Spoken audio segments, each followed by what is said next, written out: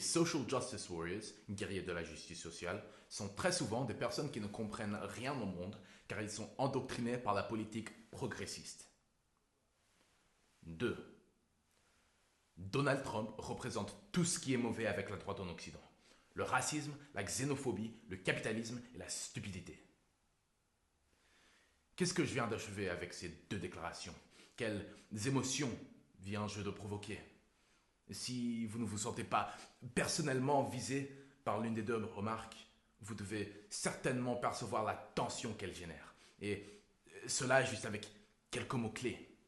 Quelques mots-clés qui provoquent des réactions spontanées et parfois même scandalisées. Et c'est pour ça que je vous propose de se demander comment et pourquoi peux-je faire cela? Eh bien, tout simplement, j'ai utilisé un langage très chargé et biaisé pour décrire un phénomène politique. Jetons un bref coup d'œil aux déclarations. Donc la première phrase que j'ai utilisée, les social justice warriors, guerriers de la justice sociale, sont très souvent des personnes qui ne comprennent rien au monde car ils sont endoctrinés par la politique progressiste. Premier mot-clé, SJW, social justice warrior ou guerrier de la justice sociale. Un terme populaire dans les cercles politiques de droite en pays anglophones pour décrire les progressistes d'une manière péjorative. Je dis qu'ils ne comprennent pas le monde et qu'ils sont endoctrinés. Premièrement, ça supprime l'agence pour des personnes de ces convictions politiques, mais de plus, je donne un autre jugement péjoratif, ne comprennent pas le monde, sur ces convictions. Passons à la deuxième phrase. Donald Trump représente tout ce qui est mauvais avec la droite en Occident. Le racisme, la xénophobie, le capitalisme et la stupidité. Donc, clairement, le premier mot-clé, Donald Trump. Tout le monde connaît Donald Trump, une figure politique américaine très controversée. Je dis qu'il représente tout ce qui est faux, une généralisation et une évaluation de validité avec la droite en Occident. Ensuite, je liste 4 termes qui sont clairement très péjoratifs, au moins dans ce contexte. Donc, le racisme, la xénophobie, le capitalisme et la stupidité. Ceux-ci sont des évaluations morales. Je dis bien sûr que le capitalisme, ce n'est pas nécessairement une mauvaise chose, mais dans le contexte est utilisé dans une manière péjorative.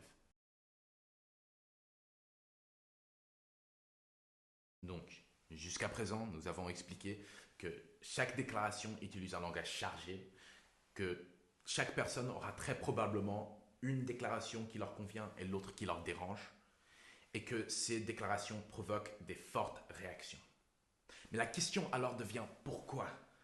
Oui, bien sûr, ce langage est chargé, mais sûrement pas à ce niveau. Je pense que nous pouvons trouver notre réponse dans la psychologie humaine. Quand nous entendons un mot, nous avons tous un sens particulier associé avec lui. Par exemple, si je dis le mot pomme, nous pensons tous immédiatement à un petit objet rond qui est rouge ou peut-être vert avec une petite tige que nous pouvons manger. Bien sûr, ce n'est qu'à un niveau littéral.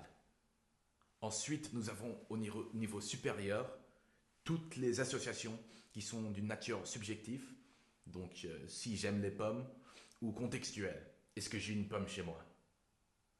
Pour chaque mot, nous faisons une combinaison de ces deux niveaux pour créer nos liens psychologiques. Mais ce sont les termes clés qui sont les vrais mots déclencheurs pour nous. Aussitôt que nous les entendons, nous faisons des associations entre le terme et nos perceptions, et même souvent nos morales. Quelqu'un dit Donald Trump, et tout le monde réagit d'une manière ou d'une autre. Peu importe si la phrase fait un point valable ou non, nous sommes tous préparés à réagir positivement ou négativement. C'est en partie ainsi que notre esprit fonctionne. Nous pensons souvent à la morale au même temps que nous pensons au contenu. Mais c'est aussi le produit du 21e siècle. Vous vous demandez sans doute comment la situation politique s'est-elle exacerbée au fil du 21e. La réalité, c'est que la situation des siècles passés n'a pas réellement changé. Nous étions toujours polarisés d'une manière ou d'une autre. Mais la différence, c'est qu'aujourd'hui, Nous avons la nouvelle diffusion des médias traditionnels, des réseaux sociaux et des sites comme YouTube. Nous sommes constamment connectés. De plus, chacune de ces plateformes ont leurs propres préjugés, leur propre opinion sur la politique mondiale, qui est souvent simplifiée ou sensationnaliste pour être plus attirant pour le public. Et quel danger ont ces simplifications? Parce que pour moi, c'est d'ici que viennent nos plus grands problèmes sur le sujet. À cause de ces facteurs, nos perspectives sont de plus en plus gouvernées par nos émotions au lieu de la réalité, ce qui nous rend plus polarisés. Pour s'assurer que les perspectives du public ne sont pas brisées par trop de points de vue contradictoires, chaque côté d'un problème génère une chambre d'écho. Pour ceux qui ne connaissent pas le terme, une chambre d'écho est une situation dans laquelle les mêmes points de vue sont constamment renforcés dans un médium. Compte tenu de ces facteurs, les gens ne comprennent pas d'autres points de vue car ils n'entendent presque jamais d'autres points de vue, sauf à travers les attaques. Nous pouvons tous penser à des choses terribles à dire de l'autre côté politique. Et c'est là que nous revenons aux mots-clés. Chacune de ces références négatives à l'autre perspective crée des liens psychologiques entre les mots-clés, la politique et la moralité. Autrement dit, nous associons immédiatement certains mots avec certaines perspectives politiques bons ou mauvais. De plus, les médias de ce siècle ne sont pas locaux. Toutes les sociétés sur Terre sont maintenant interconnectées. Nous ne développons pas simplement comme des pays séparés, comme nous le faisons autrefois, mais nous grandissons avec nos voisins proches et lointains. Il ne fait aucun doute que cette conférence TEDx atteindra de nombreux endroits divers et beaucoup d'entre vous ont sûrement des amis de différents pays. Mais cela signifie aussi que les conséquences de cette hyperconnectivité s'étendent bien au-delà des frontières de n'importe quel pays. Nos nombreuses divisions se propagent à vitesse croissante. Cela est particulièrement vrai dans les sociétés culturellement similaires. C'est particulièrement vrai dans les sociétés occidentales. Mais c'est un phénomène universel. Arrivons à un des aspects les plus pernicieux de tout cela, la nouvelle exposition des jeunes aux idées politiques. Bien sûr, les jeunes ont toujours été initiés à la politique, étant donné que les opinions de nos parents ont toujours eu un grand impact sur nous, mais le danger d'aujourd'hui est que les jeunes sont maintenant exposés à une politique non filtrée avant même d'atteindre l'adolescence. La raison pour tout cela est très simple. Comme nous, ils sont sur les réseaux sociaux où la politique est pratiquement inévitable. Donc, non seulement sont-ils exposés si tôt, mais comme nous, ils sont exposés aux versions simplifiées et polarisées de la politique, ce qui manipule les jeunes dans des points de vue qu'ils ne comprennent pas entièrement. Donc, quelles conséquences ont ces nouveaux développements sur nos sociétés? Nous devenons tous de plus en plus agressifs les uns envers les autres à un âge de plus en plus jeune. La possibilité d'une société civile s'effondre devant nos yeux et devient de plus en plus improbable. Un exemple, l'autre jour, je parlais avec une de mes meilleures amies et elle a mentionné que sa sœur avait l'habitude d'être très autoritaire quand elle était plus petite. Je lui ai répondu en disant je connais ce genre de filles autoritaires de 5 à 8 ans. Je me souviens qu'elles échappaient à tout. J'ai utilisé le terme anglais bossy. Elle a tout de suite été en colère avec moi, m'accusant de sexisme à cause de mon utilisation de ce terme par rapport aux filles. Je me suis initialement dit que sa réaction était complètement extrême et je ne comprenais pas pourquoi elle m'avait accusé d'être sexiste. Puis, après 20 minutes, j'ai expliqué que je ne parlais pas de toutes les filles, je ne voulais pas dire que les garçons n'étaient pas autoritaires. Je voulais simplement dire que les enseignants, par exemple, avaient tendance à laisser un certain type de filles s'en sortir de situations difficiles plus facilement que les garçons. Elle a cédé le point et s'est excusé de m'avoir accusé de sexisme et je me suis excusé de l'avoir offensé.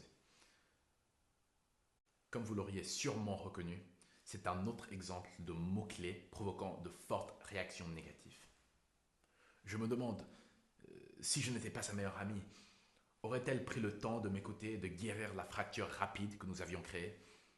Sûrement, la société n'est pas remplie de gens qui prennent le temps de s'écouter et de régler leurs problèmes. Si cela peut arriver entre deux meilleurs amis, que sommes-nous censés faire quand ce sont deux inconnus qui ont de telles interactions? Et si cela se produit à un âge encore plus jeune, comment pouvons-nous changer tout cela? Cette fracture deviendra sûrement de plus en plus large jusqu'à ce que tout le monde soit séparé. Les fractures peuvent bien sûr être très dangereuses pour une société, tout comme les fractures osseuses pour les êtres humains. Mais comme pour un os, la société peut parfois se renforcer à partir d'une fracture parce qu'elle était nécessaire à sa croissance. Un exemple bien évident serait la séparation de la résistance française du gouvernement Vichy. Cela était nécessaire pour lutter contre les vraies forces du mal, les nazis. Mais bien sûr, c'est un événement extrêmement rare. La fracture qui conduit à une guerre inutile est beaucoup plus courante dans la plupart des sociétés. Par exemple, l'effondrement sociétal observé aux États-Unis pendant et après les élections de 2020 n'est clairement pas bien pour la société. Les deux parties croyaient que l'autre représentait le danger et cherchaient à désigner les pires éléments de l'autre comme leurs éléments fondamentaux. Cela a culminé avec l'émeute du Capitole et pourrait facilement s'aggraver dans un avenir prévisible.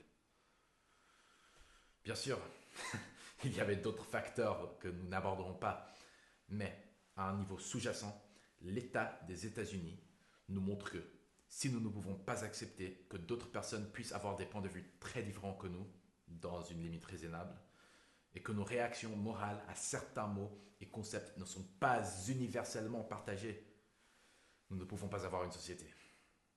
Eh bien, parlons-y de cette société que je mentionne.